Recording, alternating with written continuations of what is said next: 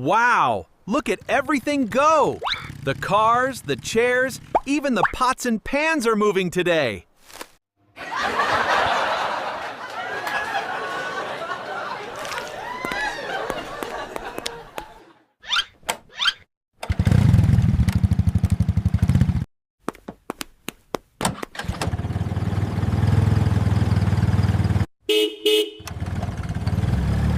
High বন্ধুরা, আজ ক্লেমাটি দিয়ে বানাবো একটি নতুন বেডরুম। এই বেডরুমটি রাজুর জন্য এবং সাথে শোনাচ্ছি রাজু এবং তার বেডরুম নিয়ে একটি গল্প। রাজু নতুন বেডরুম পেয়ে খুব খুশি। তার পুরনো ঘরটি ছোট এবং অন্ধকার ছিল, কিন্তু নতুন বেডরুমটি বাড়ির সবচেয়ে উজ্জ্বল ও প্রশস্ত অংশ। দেয়ালের রঙের পাশাপাশি পরিচ্ছন্ন এবং আধুনিক ফার্নিচার দেখে রাজুর মনে হচ্ছিল যেন সে একটি নতুন জগতে প্রবেশ করেছে। রাজু নতুন ঘরের সবচেয়ে পছন্দের জিনিস হল পিঙ্ক এবং বেগুনি রঙের সংমিশ্রণে সাজানো দেয়াল। সে নিজের বিছানা তৈরি করতে সময় নেয় এবং তার প্রিয় বইগুলো বইয়ের আলমারিতে সাজিয়ে রাখে। প্রতিদিন সকালে সে খাটে বসে তার প্রিয় বই পড়তে পছন্দ করে। একদিন তার বন্ধুরা নতুন বেডরুমে আসতে চায়। এনকম্পাসেস চায় রাজু তাদের জন্য একটি ছোট পার্টির আয়োজন করে। তারা সবাই মিলে নতুন ঘরটি দেখে হাসি ঠাট্টা করে এবং রাজুর জন্য শুভকামনা জানায়। রাজু বুঝতে পারে নতুন ঘর শুধু তার জন্য নয়, বরং তার বন্ধুদের জন্য একটি সুন্দর স্থান হয়ে উঠেছে।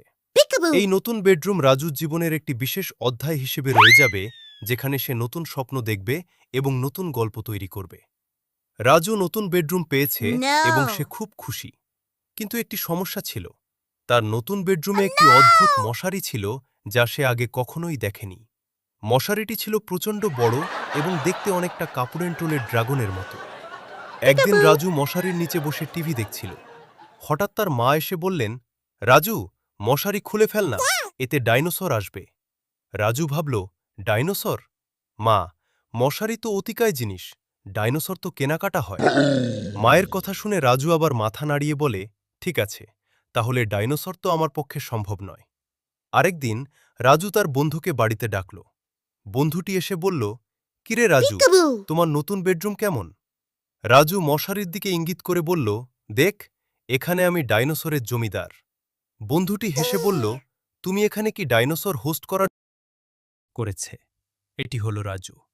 আসলে তার গল্প বলতে বলতে তাকে বানানোর কথাই বলা হয়নি। এখন এটি বানাচ্ছি রাজুর জন্য একটি বেলগাছ, ক্লে, মাটি দিয়ে। রাজু এবং রাজা দুই বন্ধু ছিল। তারা প্রতিদিন খেলতে বের হতো।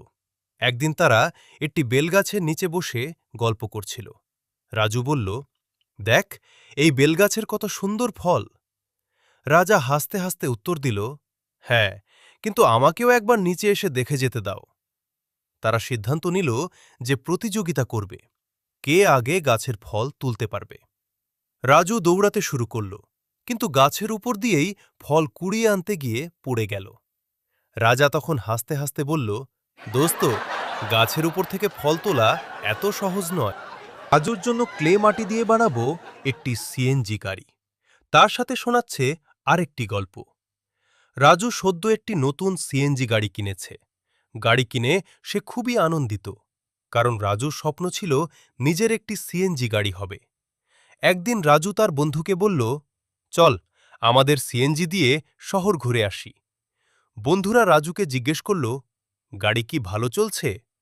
রাজু হাসতে হাসতে বলল, জি, সকালে বেচারা একটু হেঁটে গেল, কিন্তু রাস্তায় এসে শব্দ করে বলল, আমি একটু বিরতি নেব। এদিকে রাজুর গাড়িটির যাত্রা শুরু হয়। পথে রাজু গাড়ির গতি বাড়াল, কিন্তু হঠাৎ সে লক্ষ্য করে গাড়ির সিটে তার অদ্ভুত গুনগুন শব্দ হচ্ছে। সে ভাবল, লাকি সিটে কিছু সমস্যা হয়েছে। সবশেষে রাজু বুঝল তার বন্ধুরা সিটে বসে গান গাইতে গাইতে গাড়িটিকে প্যাঁচিয়েছিল। রাজু তখন তাদের নিয়ে হাসতে হাসতে বলল, আরে, এটা তো একটি গান গাওয়া সিএনজি। এভাবেই রাজু ও রাজুর নতুন সিএনজি তাদের জীবনে আনন্দ এবং হাসির নতুন মাত্রা যোগ করল। রাজু এবং রাজু রান্না করা হাঁড়ি পাতিল, রাইস কুকার নিয়ে একটা মজার কাহিনী হল। একদিন রাজু ভাবল, আচ্ছা, কেন আমি রাইস কুকার ব্যবহার করব? হাঁড়ি পাতিলেই তো সব কাজ করতে পারি। রাজু হাঁড়িতে ভাত রান্না করতে শুরু করল। আধা ঘন্টা পর হাঁড়ির ভেতর থেকে বিকট একটি শব্দ উঠল, যেন হাঁড়ি বলছে, আমাকে একটু শান্তিতে থাকতে দাও।